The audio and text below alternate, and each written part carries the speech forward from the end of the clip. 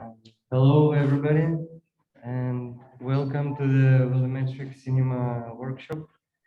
We'll try to explain what does it mean, but it's a little bit experimental field still. So the main purpose is to have fun and expand your perception and imagination and how to get some understanding of new tools and new meanings that you can extract from the using of these tools. Yay! Cool. Yeah, I mean, I guess that said it all. So we have prepared a short talk for you guys so then we can all make sure we're in sync with the core concept. We will start with introducing who we are, what we do, and then we will, oh, it's blocking.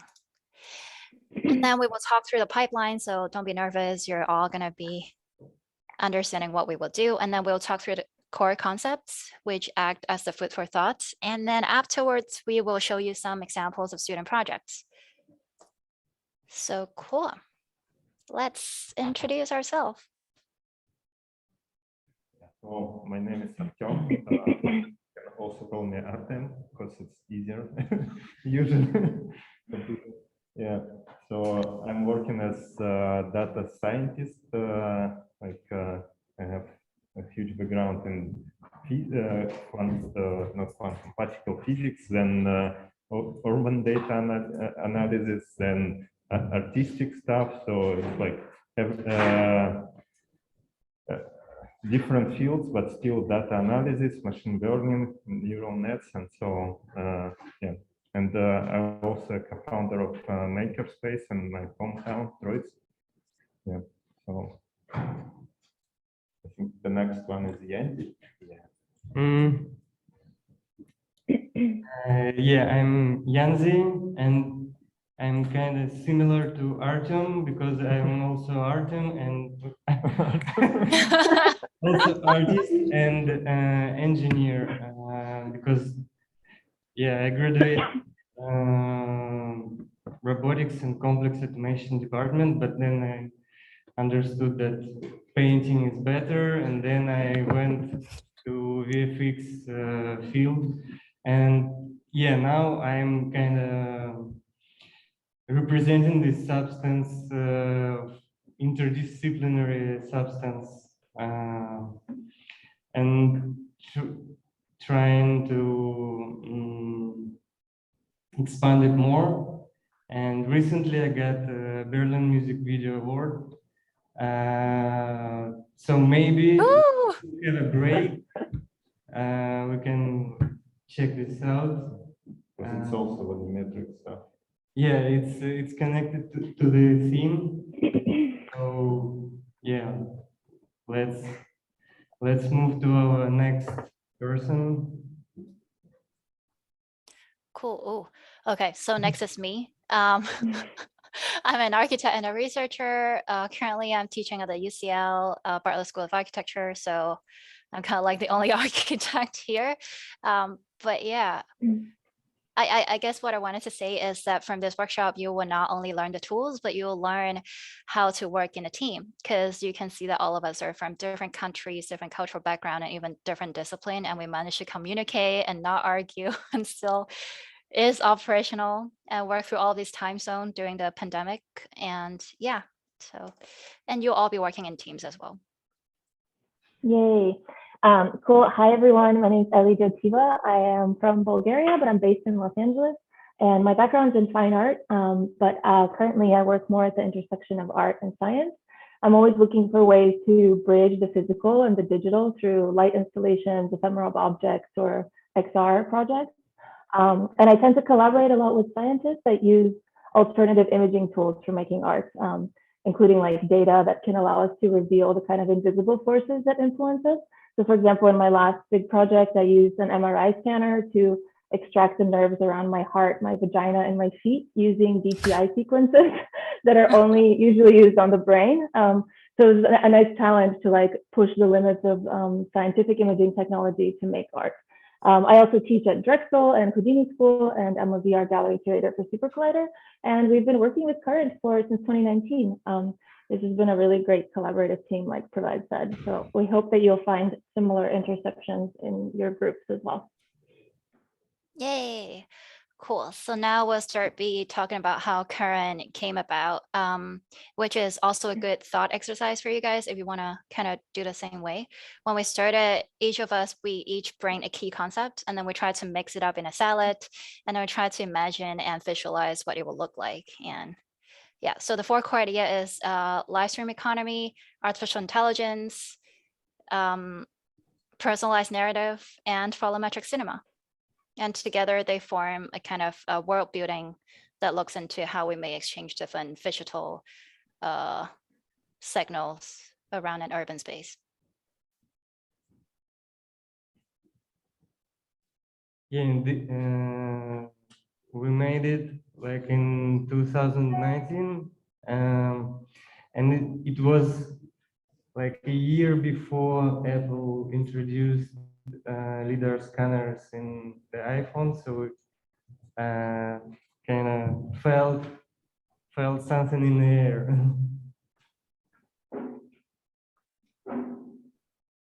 Yeah, and we're really trying to think of a way that we can tell a narrative in a volumetric space that allows us to like kind of have an affective experience of volumetric narratives, including being able to have actual characters that bring their environments with them, and what does it mean to tell a story through space, not just time. Yeah, so I mean, this film is around 12 minutes long. You can watch it over the website. But there's no verbal narration. There's like no protagonists or actors. So how do we actually consolidate all the ideas into a 12-minute video without it being super boring? One way we do it is that we actually embed ourselves and our cultural context in it. For instance, at that year, Hong Kong was going through a big protest. So we also brought that into the story. So it's kind of, you can also see it as a volumetric documentary or a volumetric newspaper where different narratives are synthesized into a storytelling. It's also really important for us to not have any cuts and kind of create this seamless experience of being immersed in a liquid visual narrative, which is why you have a lot of these like kind of morph cuts that are pretending to be made with AI, but they're actually faked in After Effects. So this is something we encourage also to experiment with different visual tools that let you get your point across, even if it's not actually what it is. Yeah. Obviously, this film would be a lot more immersive if you put your headphone on with sound and then watch it. So I would actually stop the video so then you'll be tempted to look at it on your own pace through the website. So let's get into what we will be doing so then we can clarify and not get everybody scared. First day, easy, simple, just 2 things. First is the lecture, which is this one. And then we're going to have a Q&A section. We're going to have a little break. And then Ellie will be talking through a small talk on photogrammetry, which will be the first task for you tomorrow.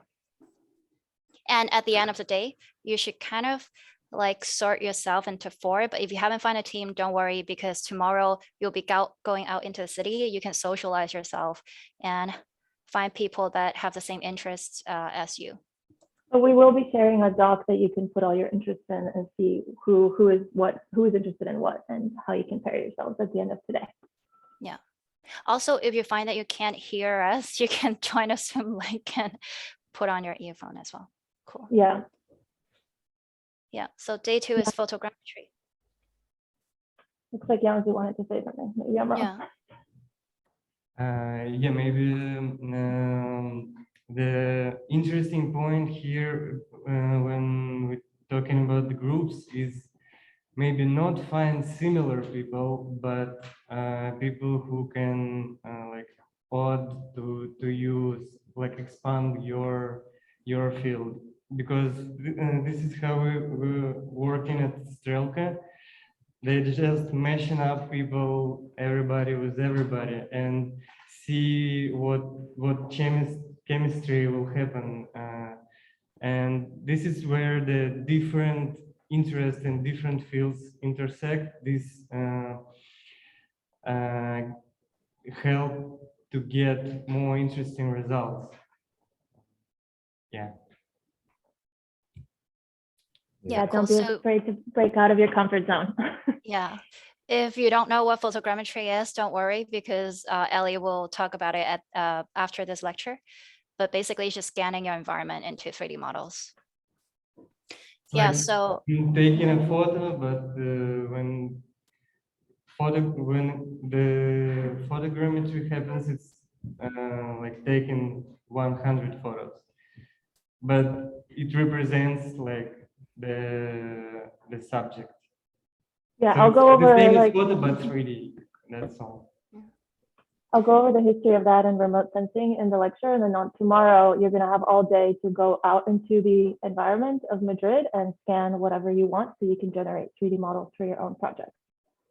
yeah, so by the end of day 2, what you have to deliver is you have to pick some books, philosophy or theory, text-based books, and then you have to deliver a conceptual framework over what you kind of wanted to do or the question you want to ask the neural network of what you want to do. So we'll explain it now, because on day 3, what we're going to do is that Artem will be teaching you how to input your books into GPT-2, the neural network, and then output certain narratives. Artem, do you want to? Yeah, it's like GPT-2 is a neural network that can generate text. And what we basically will do, we will teach this neural network to generate text about the topics that you're interested in. And it helps us like to combine different knowledge, different books into one into one, and we can ask the neural network to answer some questions that we have. And this is basically how we will structure our narrative from this collaboration between us, books, and neural networks. Yeah, and yeah. The point of this day is sounds crazy, guys, but I think you already heard like we're gonna make 3D something, we're gonna make photogrammetry and neural networks, and yes, this is not gonna be a problem because it's for me, I think it's some part of our today reality, not even the future. And we are going to try to speak about the future, so we have to use the something on the edge of today, yeah. And it's gonna be experimental, so don't be afraid. It's not required to use everything. It's just things we. This is how we actually work at Strelka, because when we started the project, we just started to try different things like new neural networks from GitHub, some Houdini simulations, and at some point we started to feel like what is happening and where it's going. So it's just an experiment. So sometimes we even implement new neural networks during the workshops. So it's also experimental for us as well. yeah, we're in the same boat. Yeah, like Yandy said, you don't have to be afraid of all these tons of tools that we're showing, because we are trying to make it as easy as possible. So like when I say we use neural networks, we are not going to code anything. It's super friendly, as much as it can be friendly right now. Yeah. Yeah, so then the second step would be that with the, we're going to try to generate face and body also using neural networks. So then we can have imagined personas and avatars. Arxam? Yeah. So yeah, during this workshop, we are gonna telling some stories that you want, and one of the way how we can tell it is via these digital personas. So we will generate them with neural networks. Like I don't know what to add here. Like in 2 words, it's hard to say, hard to explain how it works. But, Yeah, I mean, during the related last to workshop, our we actually got understanding. a question from a student asking, why don't we just jump into a 360 shooting spot? Why don't we just photogrammetry ourselves? Like, why do we have to use neural network to do all these complicated stuff? And one of the reason why is that, you know, we are 35 people, but how can we actually imagine personas that are more inclusive than just 30 something people? And that's why we have to collaborate with the AI. And also, if you want, you can also pivot this into data privacy problem. So if you're gonna digitally represent yourself in a space, it doesn't mean that it has to use your real face, right? You can just use any sort of avatar that you wish to present yourself. You can even be a tree if you want, or a pencil if you want. Yeah, so that was the reason why we chose this workflow. Yeah, Of course, but I just wanted to say like that the main point of using AI also is to kind of break out of your own human-centric position, because you're able to, by curating and collaborating with the AI intelligence, you're able to step outside of yourself and get surprised and kind of break your own learned cultural cliches. So there's a lot about that, stepping out of your comfort zone and stepping into new perspectives and positions. So hopefully you'll get inspired by them. yeah, so day 3 is a Sunday. You will have time to clean up your photogrammetry model and clean up your digital avatar for delivery. And during the week, we're not going to have any tutorials, but then we would have a scheduled one-on-one tutorial, more like 2 groups, One-on-one like 1-2 Zoom. Yeah. groups, yeah, group tutorial. Yeah, so you have to schedule the appointment with us. Cool. And then we come back in the second weekend, which is day 7, and we're gonna start getting into computer graphics manipulation, which Yancy will talk about.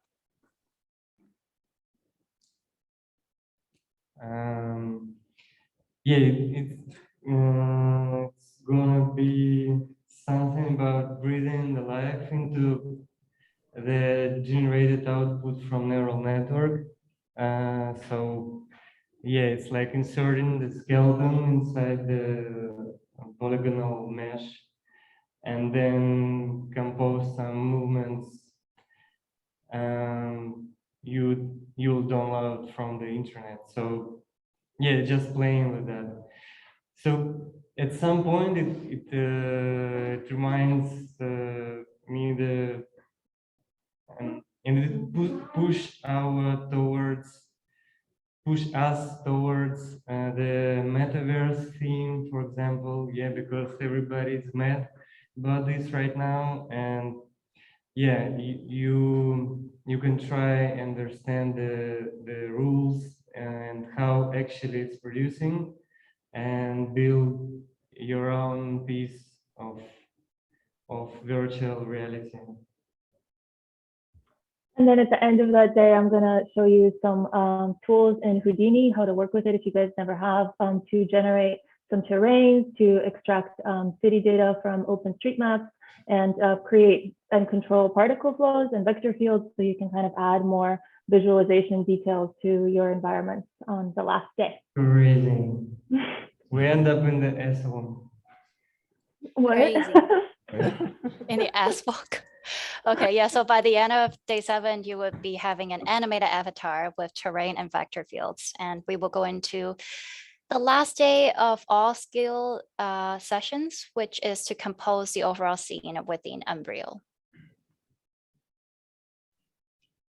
Yeah, previously we tried Play Canvas approach, which is Play Canvas is online.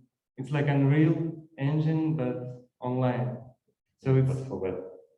Yeah, it's web-based game engine, and you can build the interaction, place 3D models, characters, and so on. But it's way less user-friendly, and it's harder to upload like polygons there. But it's more volumetric in terms of like you end up not like video file. Yeah, it's like 3D environment which is accessible through almost every device, and people can navigate through this. But the actual process is less fun. So we decided to switch to Unreal. Cool. Yeah. So the deliverable for day 8 will be pre-visualization and a draft scene.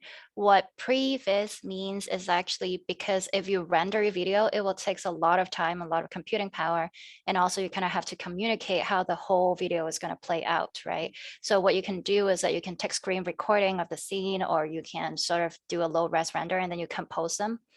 So beside the video, you will also have this 3D scene, which would be interactive, right? So then you will have both output. One is a video and the second thing is interactive 3D scene.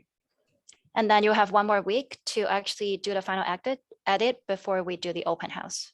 And during that week, we're also going to have tutorials with you, and you can schedule some troubleshooting time with us during the week. And then finally, on day 12, we're doing the final review and open house, which I think is to be determined how and when it'll happen, but it's supposed to be a big event, I think. Yay! Gonna show off what you made. Yancy, you wanted to say something? No? Yeah, so the thing that we are working inside the 3D engine, and the actual volumetric cinema is the scene itself. But result that you're gonna show could be in like whatever form is better for you. So it's maybe it's video, maybe it's presentation with the video, because the actual like main topic we're talking about is storytelling. It's just storytelling in expanded field. So until when you have this storytelling, you can pack it in whatever form you want, like video, text, website, or yeah, what is more comfortable for you. But for your mind, it's better to try this because you're gonna work with the machine like all the time, and like you working with the machine and machine working with you, and you both moving somewhere. And this trip is our main purpose. Cool. And so super important to get together and understand what you guys want to communicate through all these tools that we're giving you. Hopefully discover something new in this collaboration with the machine. Yep. So now we enter into the interesting part, because all of that was kind of like admin stuff. Now we're going to actually analyze what each of the 4 core ideas actually mean. So these ones are a little bit different than what we started off in 2019, because we improve and we update the pipeline, so then we bring the best updates to you guys. And now the 4 keywords for this workshop: first is volumetric cinema, second is digital persona, third is AI narrative, and fourth is environmental reconstruction. That basically says it all. So what is volumetric cinema?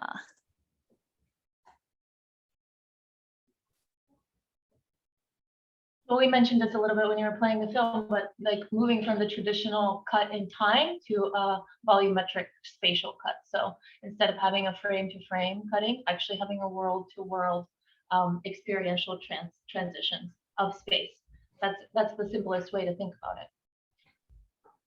Yeah, like in movies, there is a cut between scenes, and this cut become a first question when the VR appeared, because when you're actually inside the environment, when everything is changing around you in millisecond, you feel strange, yeah, and that's why it's posing new questions of how the volumetric cut may look like, and Yeah. this is one of the ways we can think about it, or you can invent your way. Yeah. And we like the term volumetric cinema because it's not just a technical term. It's not like virtual reality, a technology. It's not exactly virtual reality. It's not exactly a game. It's not exactly just a simulation, but it's something to be defined by all of us in this room. How we actually want to interpret this as a medium, but also as a concept in itself of how we redefine storytelling. And one way we approached this in Current was to think through the actual characters in the film, that they would be reflective of our own interests or what we want to communicate in the message, and that those characters would bring their environments with them. So really like defining who your audience is and what you want to communicate from the position of the digital persona, that could bring their environment with them in the volumetric space, kind of tying the two, the personality and the experiential space in one. How many of you have made a cinema before? You want to raise your hand? Like anything sort of remote to, oh, cool. Awesome. Nice. So you would know that usually we start with a storyboard, right? Okay, so you have the narrative, which is text, and then you do a storyboard to kind of imagine, you know, the camera guy with the different actors and stuff. But, you know, we thought if we're doing volumetric cinema, then we might as well have a volumetric storyboard, right? So this was actually one of our first volumetric storyboard where we have the different actors in a position, and then we try to imagine what will come the second after. So what will actually happen between the interaction. And yeah, this is one of the places where the traditional logic of making cinema breaks, because when we were experimenting with 3D stuff, and at some point we understood that we were trying to make storyboard, but we understood that the storyboard is locking us in the history of cinema, yeah, and it's not moving towards something interesting. So that's why we decided to work in volumetric storyboarding style. So you just bring in the pieces of environment with pieces of characters and mixing them in the flows. So that's why we named Current, because it were several volumetric flows intersecting and forming this little universe you saw in the film. Yeah, so what we wanted to show you here is that the design process is of course not linear. So usually we do little tests of different parts of the film that we wanted to show, and then we put the ideas together and kind of see, like, you know, you have a board of what all the elements are going to be like. For instance, the first one is something I really like, is Yancy trying to be Harry Potter. So we have this idea of doing this digital exchange, right? But how do you actually go from like a physical world into digital world and merge them together? What was used then was a green screen, and then we remap the rendering or the digital world into the green screen. Well, this is also connected to this idea of that we had about wearing cinema, like being actually the future of cinema being something that you wear and can transpose yourself from scene to scene into people's clothing. So this was the first way we tested it with the green scene. We also have a CG character that wears different camera points and views down at the bottom. Yeah, this guy walking here. And it Yeah. was on these times when digital clothing were not even something. So we decided that, oh, if somebody wearing clothes in these different worlds, this clothes could also expose some information. It's another like data exchange, yeah, and at some point it become even the money exchange. We have currency in our video. It's like Currency. Currency, the idea that currency from seeing, so the act of seeing something actually is generating attention, micro values of attention. And so we were thinking about these clothings as like a kind of virtue signaling. Like if you were to virtue signal that you're streaming polar bear cameras, then that potentially your attention of somebody else's attention watching that footage on your clothes would not only virtue signal to them that you're a great person that thinks about the environment, but also that attention could potentially go back to the polar bear somehow in some micro value exchange. That was our speculation, at least with currency. Yeah, and also that year was a big year for deepfakes. So we tried several different ways of doing deepfakes, and we're not going to do that for this workshop. But yeah, and at certain point, Ellie got so obsessed with a polar bear that walks into the city in Russia. Well, not just that, I was kind of obsessed with all of these different animal cams because I think it's really interesting that these animals have cameras attached to them and they can offer us positions that we can't see as humans, so kind of stepping out of our human perspectives. And I was really thinking about ways to like reconstruct geometry out of these cameras and what would it feel like if we were to be able to experience these non-human perspectives. So one of the polar bears did end up making it into the film as an actual reconstructed environment. Cool. So then the second idea is digital persona. So you might ask what a persona is. I mean, persona was generally defined in psychology as like the explicit character that is portrayed within a social setting that is different from what's inside character or what is portrayed within a private setting. Yeah, so that's what persona is. But what is digital persona and why does it matter socially? I'm sure a lot of you know, but can you guess which one of these is not a real person? Yes, yeah. So she's been around since 2016 and now has like 3 million followers. It's run by a creative agency of a whole team of people. And especially over the COVID lockdowns, like these CG influencers from all over the world are kind of gaining popularity and able to generate more attention than real humans, which is interesting in terms of like the implications on mortality. You know, these CG characters can never die, and they kind of present this unrealistic idea of what bodies should look like. So it's an important thing to question what this movement communicates to how we should all feel about our real bodies that are dying and aging, and what kind of positions we want to take on that. Yeah, and also for maybe for architects and urban designer who is joining this course, and you might ask like, okay, why am I doing this? One way that we try to think about this is that, you know, within a lot of smart city movements, what they do is that they harvest behavioral data in a centralized manner. So then users are quite passive, right? So they participate in a smart city just by being surveyed. So we're arguing that with digital persona is actually an active way for citizens to participate in a smart city digital world. So that in a way we get away with this, you know, consciousness, unconscious behavior question out of the way.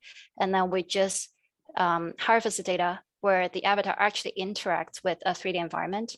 So everything is participatory, it's conscious, and we don't have to talk about this cliche of data privacy problem.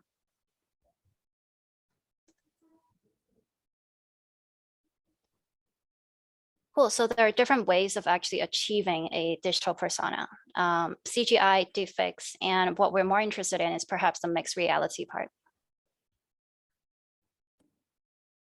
Yeah, and interesting thing about these digital influencers, like they themselves actually a form of cinema, because their Instagram profiles, when you watch them, it's cinema happening, but it's even like longer and something bigger than Netflix, because it's just, it's not as serious like this season, like next season. It's some kind of life happening with your life together, but it's totally constructed. It's made by some CGI specialists and some script writers, and they deciding who she will meet or what they will eat, um, and they telling the stories, also the biggest stories, social stories on top of that or under that. And in technical part, this is interesting because we are talking about volumetric cinema, which kind of maybe it's 3D, yeah. But previous slide, can we switch to the previous? Because, for example, Lil Michele is a 3D model, but you can encode this 3D model into the neural network, and you can make deep fakes on the real people of non-existent 3D person. And at this point, everything becomes super strange.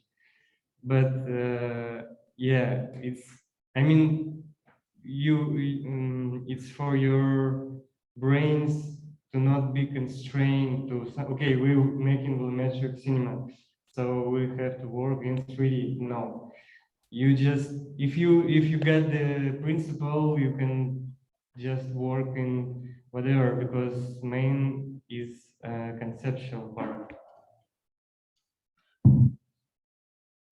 Next. I mean, this is a trend that's been going on for a long time, you know, like in movie industry, animation industries, like in order to generate meaning and create a more like affective experience for the viewer, you want to have characters that feel real and that move like real humans. And so this has gone back to, you know, some of the earliest animations like Snow White and Alice in Wonderland. They were actually filmed footage that were then traced over with rotoscoping devices. And then, you know, since then, the animation industry began to use an array of sensors and machine vision algorithms to kind of rig these virtual skeletons, which is called motion tracking or motion capture, like in Avatar. And now we have neural nets for pose estimations where you can get a pose from a single image through AI without any fancy sensors. So it's something that's been in the lineage for a while, but just thinking about, yeah, how it helps you generate meaning to create more human-like characters. And of course, there's a lot of like databases, free motion databases, which we will use in this workshop, like Adobe Mixamo, and a lot of softwares that walk you through how you can use these rigged positions. You essentially extract the position and add it to any character that you want, which you'll do with your own character. Cool. And also a key point to note here is that we're doing major democratization, because as you can see, you know, producing a film like Avatar, the movie, would probably cost billions of dollars. But what we're teaching in this pipeline, because we synthesize open source output, everything is free. It means that we're more inclusive. We rip the market entry cost away, and anyone can try to represent themselves through this distributive technology.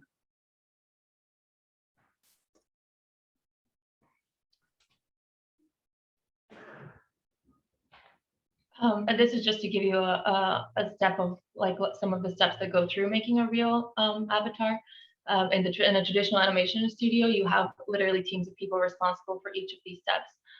But we are going to try to give you an open source free way of making all of this happen yourself. Yancy, do you want to talk through the? Yeah, this is crazy that actually everything that we will show, it's free. Even the, Yay! Free stuff. 3 for non-commercial use.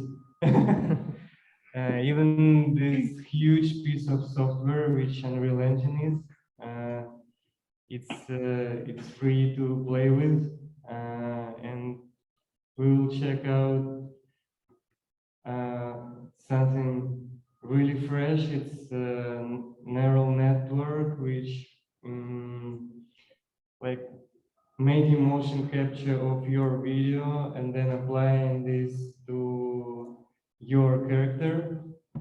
And it like a week or two ago, I found this website.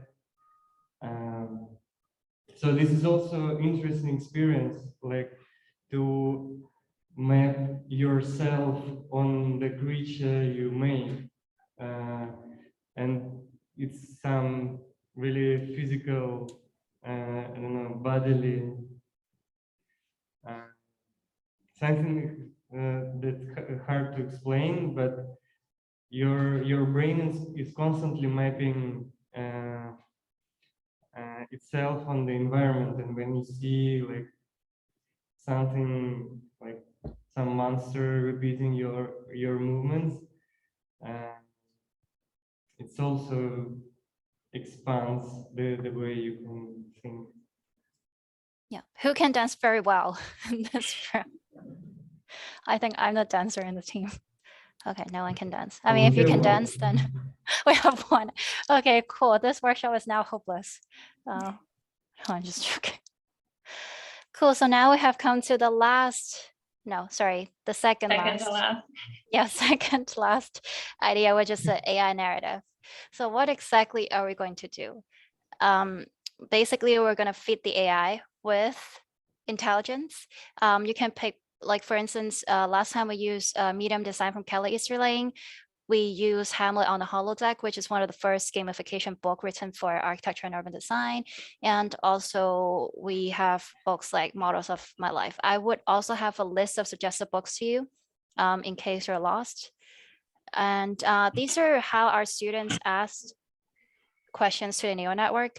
They would ask something very simple and related to their urgency. For instance, how to define new landscape, that technosphere impact on the planet, and then the neural network provides some answer. Of course, the output is not always perfect, so they will have to curate the narrative. And that's also where the collaboration happens between you and the AI. First collaboration happening, and it's really important when working with neural networks is that you designing not the final result, you designing with the data sets, because they're forming the output of neural network. So that's why you can think in terms of books you upload to this brain to have something out of this, like mixing some Benjamin Button with Shakespeare and see what will happen. And asking the right questions, right? Like you feed the information database, but then you also curate what is the question you want an answer to will give you a different result. So both ends, collaborating on the input and the output with the AI. Yeah, I mean, these are some of the great question that was asked by the students. And usually it's a very simple question that actually needs the most intelligence. For instance, if I ask anyone, what is architecture? Even for me, it's so hard to actually start defining, but then the AI help in a way that it collects all the intelligences from all of the people before us. So for instance, asking the experience of architecture is particularly interesting because AI doesn't have a body, right? And you're trying to ask something digital, all life being digital, the physical experience of a space. And that's where the point of tension actually creates within a narrative. Yeah, so also in the last workshop, we tried to put the text generated directly into another neural network that will turn the text into image. For this workshop, we're not going to do that part, but then you can kind of see how the curation of data set, as Yancy was saying, is actually a great part of designing, because after all, who we are, I mean, as architects, we're not engineering AI algorithm. What we're doing is that we're developing cases for the application of this neural network.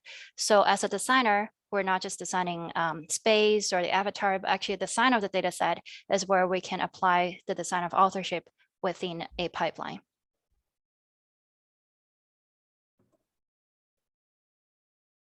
Cool. So these are books. We have science books, we have history books, we have architecture books, we have a lot of different books. But you can even use fictions, sci-fis, which are pretty interesting. So any books that you kind of like, and I will send them to you as well. You will have to kind of turn this PDF into TXT, but we will also teach you how. Yeah, and I think finally, oh, it's, sorry, yeah. The purpose of this playing with neural networks type of work is to find these diamonds, like, because most of the text they will produce is something close to bullshit. But at some points, they're really brilliant ideas based on the mixing of everything you put inside, and a lot of things that really hard to imagine. But it's near the random, but it's created random, and this is how we work with AI now. I think it will be better later, but right now it's like fish flowing into in this. Yeah, it's already better, but not for free. Unfortunately. I mean, There are some new versions of GPT, like GPT-3, but it's hard to get access to these neural networks, and it's even harder to train them on your own text. So this is why we use the old one, because we can do whatever we want with them. Yeah, so this is the last of the narrative slide. Basically, it's one of the example of we actually asked the AI what digital persona is, and here's how it answered that there is vernacular consensus that the answer is the content sense, but what exactly dense interrelationship between multiple relays, such as a server and network and an application, and the ability to send and receive information for the user, the combination of those relays, as well as the ability to sense and send data back to the cloud, all contribute to the term 36. Doesn't really mean anything, but at the same time, I feel like the blank spaces enable the creativity. So what kind of image do you have in your head when you're reading this? Like, she is what she does, or how she does it. That actually answer to what a persona is. Persona is exactly what a person do and how he or she is doing it, as opposed to what he or she really is in the inside. So yeah, so there, a big part of this step is to kind of like dive into the nonsense that the AI is going to generate for you and swim through that sea and pick a gem that might spark your imagination to make you think of something that you wouldn't have thought of yourself. So that's really like the main exercise here. Hopefully it influences your volumetric narratives in a way. So last of all the ideas. Cool, so environment reconstruction. This is one of the earliest rendering we had back in 2019 from Yancy trying to do this inside out experience, merging different volumetric objects for fluid cinema.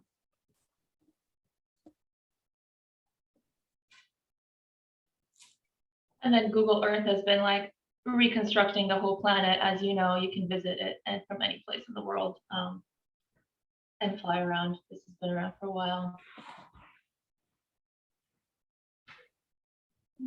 Next. Yeah, there are a lot of things happening right now with virtualizing the planet, and one of the biggest examples is the Microsoft Flight Simulator, which is it works in average laptop, and you can fly like through whole planet with the mapping applied from bint maps and reconstructions, and yeah, this is crazy that everybody can have this experience even without like multi-teraflops something under the hood. And we maybe we will try to use some cesium. Cesium is a plugin for Unreal Engine which allows you to. I think there will be a slide about Cesium, but before we go there, we just put this slide this morning because it's updating. Yeah, it's all this reconstruction of the planet is already constantly updating. And for example, today or yesterday, the Google announced this neural rendering neural network that use Google Street Views photos to reconstruct the locations, and they demonstrated this reconstruction of San Francisco, and it's like the whole thing is generated by a neural network, and you can navigate, you can look at any angle at this scene, you can change the weather, the day of the time of the day, and it's just the neural network that learn all these parameters from the photos that Google Cars shoot around the city during 3 months. And I think in the near future we will get this also accessible, because right now it's more experimental, more for the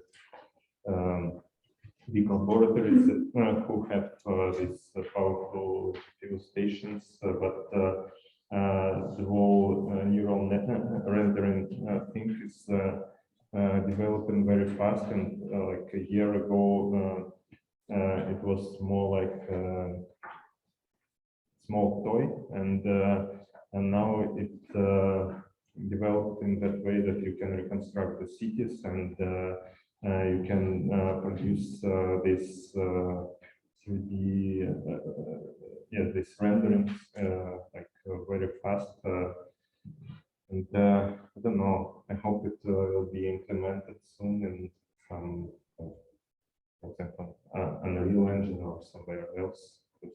Yeah, Unreal. Well, Cesium is for Unreal, right? This video that Pro is trying to play that's like a photogrammetry reconstructions for Unreal. It's a free plugin that you can download into your game engine of actual already reconstructed environments.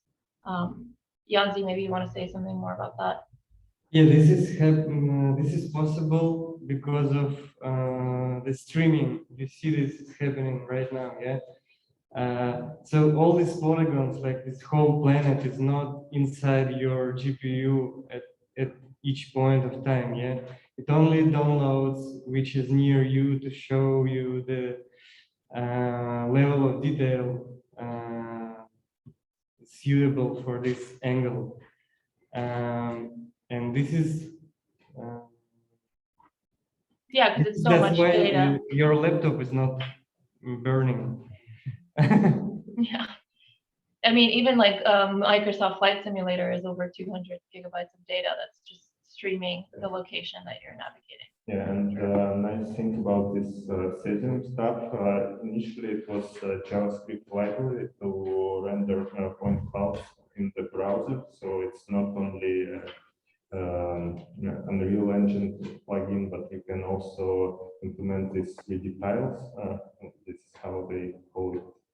Call this technology when you download on those points that you see right now. You can make it even in the browser, so it can be distributed on the internet. Yeah, this was actually also one of our argument for volumetric cinema as well. Like, why is it interesting for users? Because the world is generated as the user is navigating through it. So it's kind of like you're participating in generating the world as well.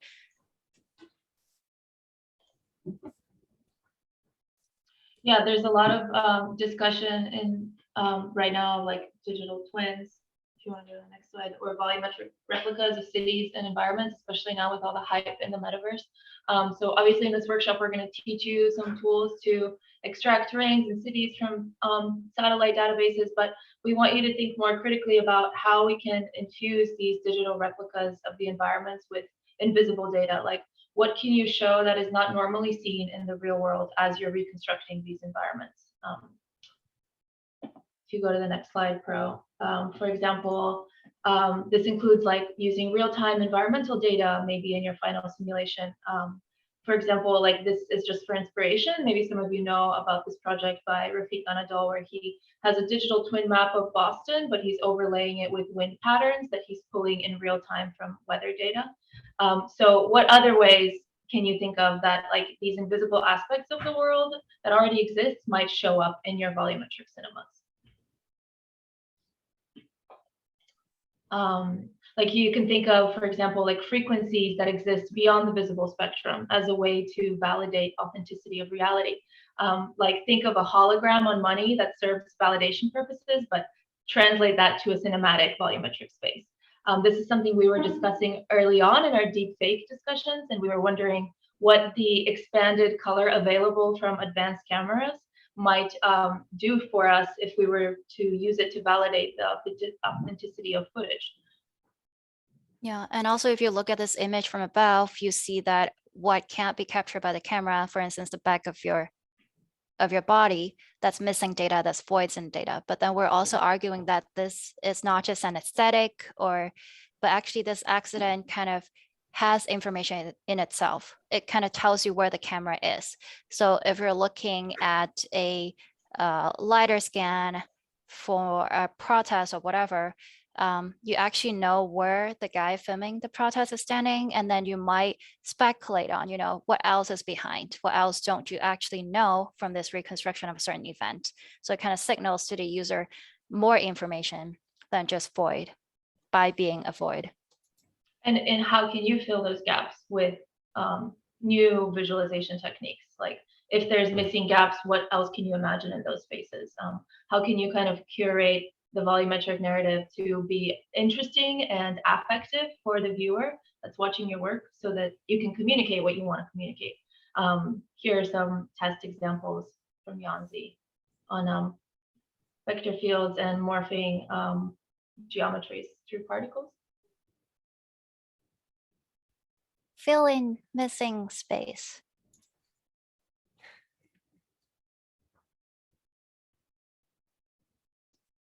Some more pipeline tests. Yeah, so when we were doing this test, what we were thinking is that we were trying to project environmental data on the surface of building. So it kind of like turning the entire city into a big LED screen that's going to signal to the user what how your environment is actually changing beyond the cityscape. So then it kind of raise awareness over, the climate crisis and stuff like that. There was also the argument of attention economy. So, Google pay businesses by your clicks, right? But what if we spread the attention across the entire city and not just in the digital space? And we get to decide where attention goes and how it feeds back into the environment. Okay. Oh, yeah. No, not playing. Okay, you're gonna, okay. I will try to make a volumetric presentation of In real time. Yeah, in real time, and kind of overview of what you can achieve, and the main thing actually, so all this is just my collected reconstructions from the streets, from my life, yeah, and I can compose it in different ways. But the main thing is when you work with this, your mind is transforming, and what we are gonna talk about is maybe it's some kind of volumetric UX UI, because when we're talking about city sensing, the question of how to actually visualize this sensing appears. Yeah, but for example, this is city, and this is how we sense it. And this is just a language, visual language of like representation, and this is a mapping between your feelings as a human onto the data you will represent. And in these terms, we want to like try to think outside the hand, like outside the tools you use, outside the 2D image we mostly using because we're watching it flat screens all the time, and this 3D space allows us to make a pseudo 3D volumetric experience. And yeah, it's a seed for our sunflower. And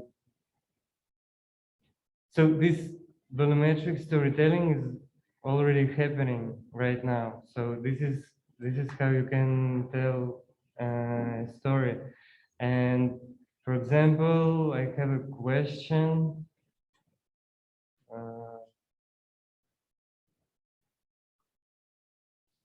What is that?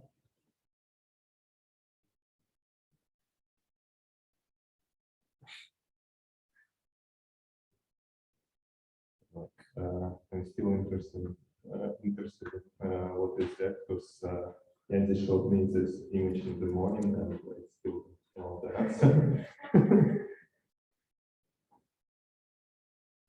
Yeah, like this. Why it's so strange? Yeah.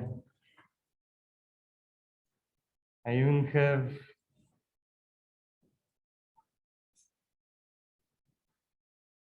text.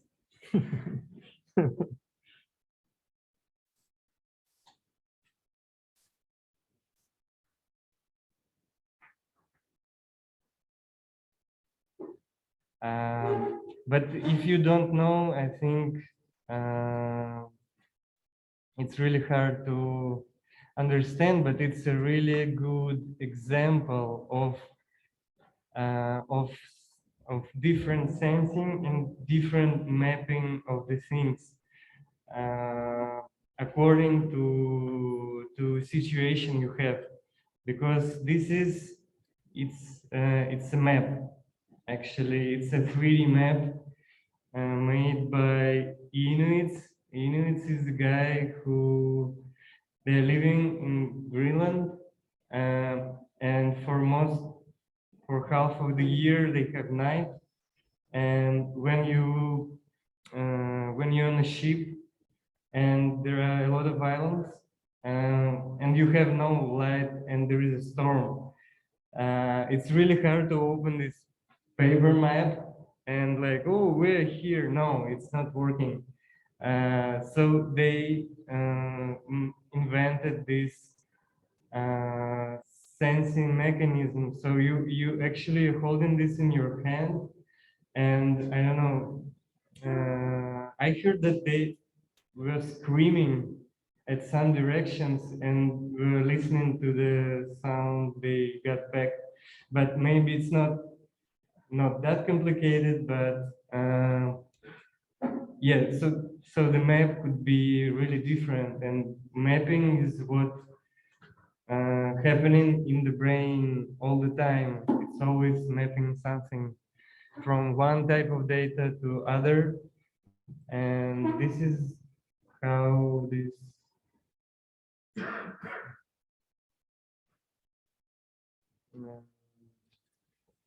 is how it works. So this is the legend of this map. So that's why, for example, you can represent different things different ways, and in volumetric space, um,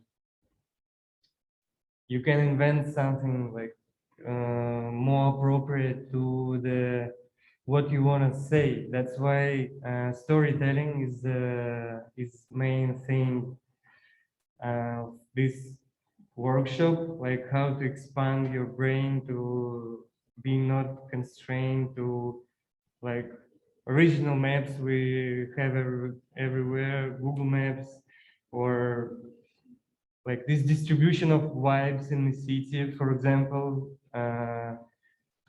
Like here is music playing, here is angry neighbors, for example. So yeah, let's try to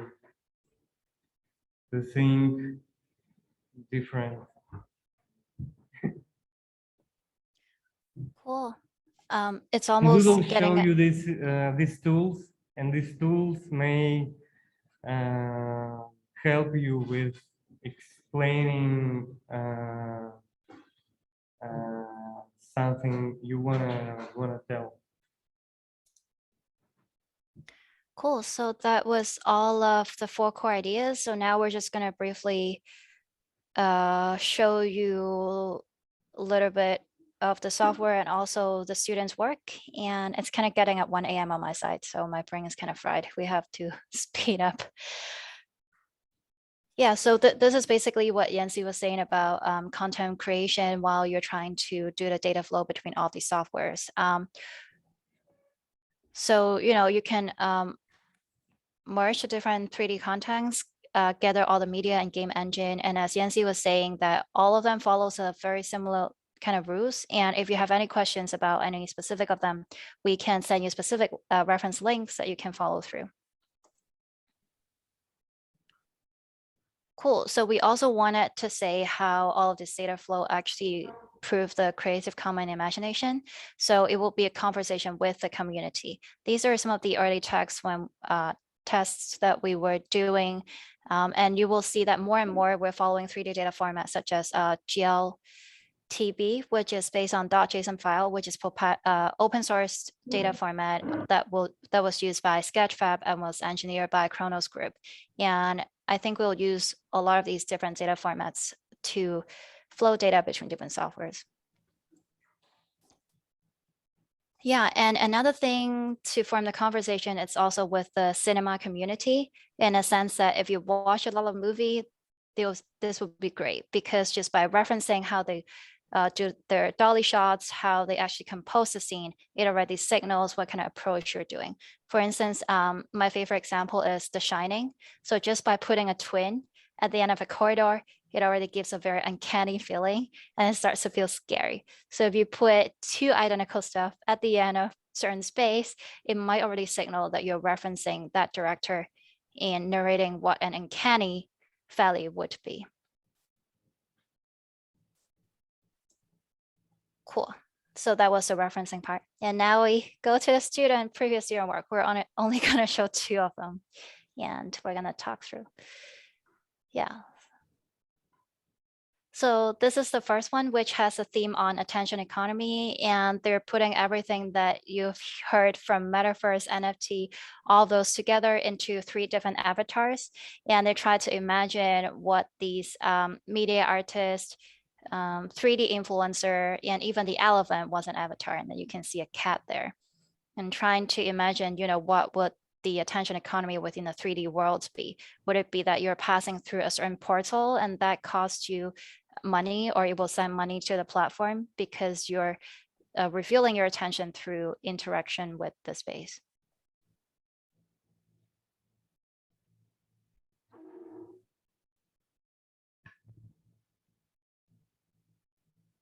Do you guys want to?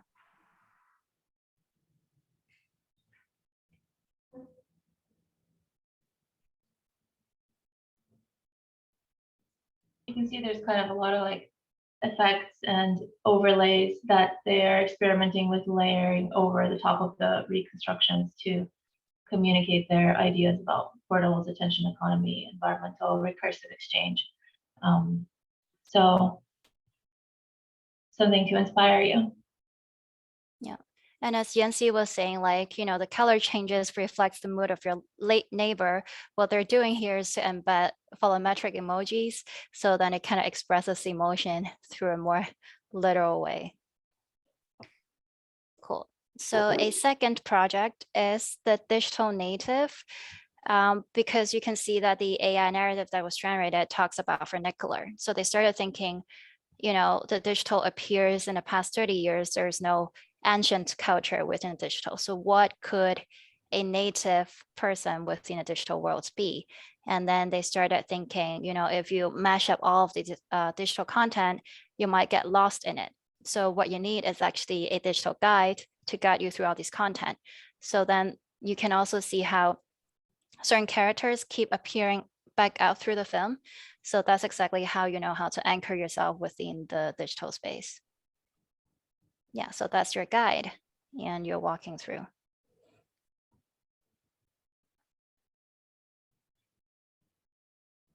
Yeah, oh, that was the dancing. Yeah, one fun stuff in this video is that there is this guy who keeps doing workout in the digital space. And we were asking him, why do you think people in the digital space needs to work out? And they were saying like, oh, we don't know. Maybe we're like having our bio data feedback into the world. And so digital me needs to work out too. Right, what does a digital workout look like?